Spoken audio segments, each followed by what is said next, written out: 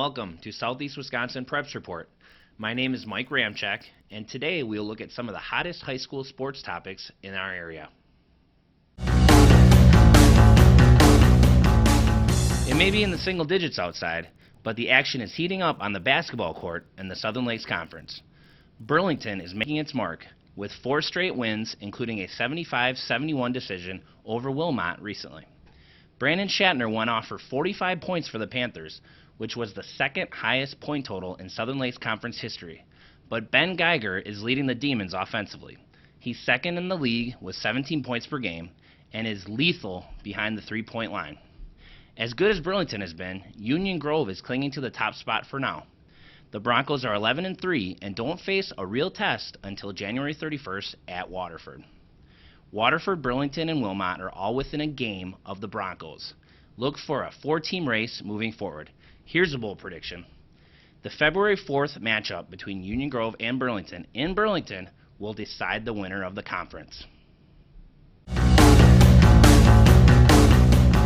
Let's travel southwest to Walworth County, where the East Troy boys basketball team is returning to its 2013 state tournament form.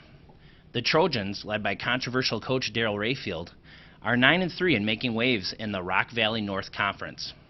Senior Jacob Growell, who played his first 2 high school seasons with Lake Geneva Badger, is leading the team with 19 points per game.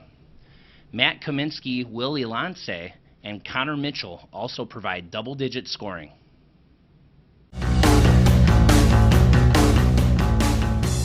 Our Preps Report Team of the Week is the Catholic Central boys basketball team.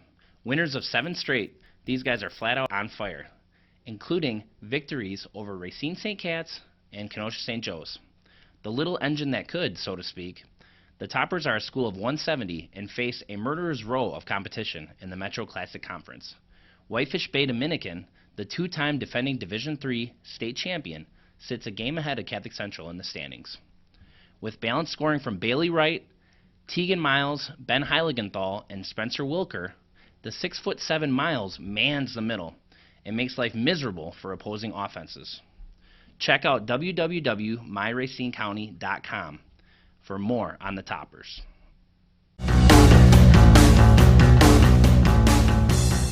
Staying in Burlington, the Demon Wrestlers keep winning. Even with top wrestler Ben Hornicle currently out with a minor injury, Burlington is 10-0, ranked 7th in the state and number 1 overall in the Milwaukee Journal-Sentinel area rankings.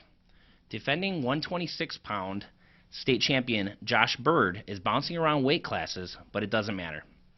The powerful, dedicated grappler is undefeated to start the season.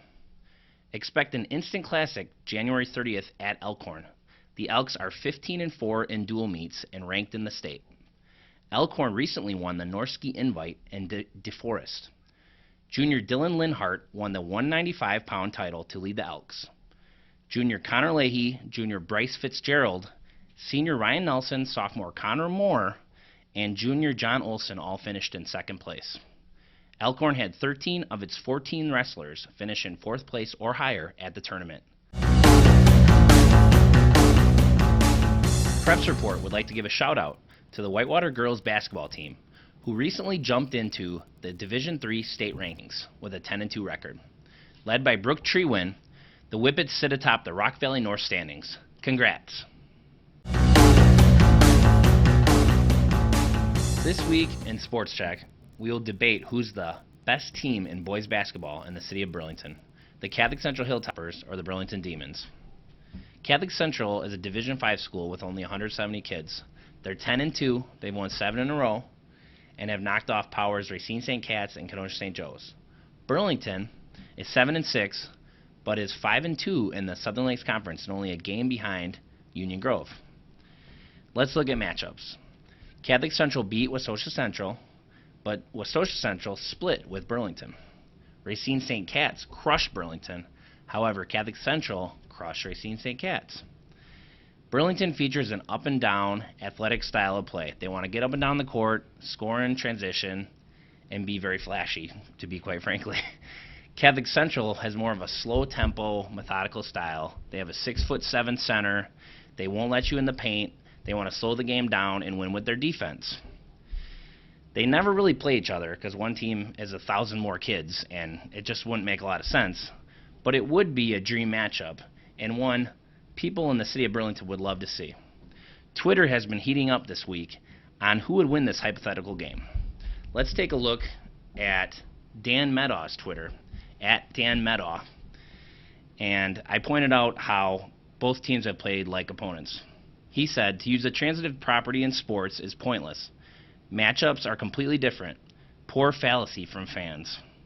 Well, Dan, it is maybe a poor fallacy, but there's something to be said about Catholic Central's 14-point victory over St. Cat's and the fact that St. Cat's crushed Burlington by 20 points and the Demons were never really in the game.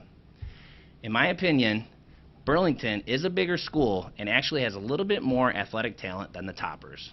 In a hypothetical situation, I would see a close game back and forth, but the Demons would win it in the end by roughly 4 points. I'll go 74-70.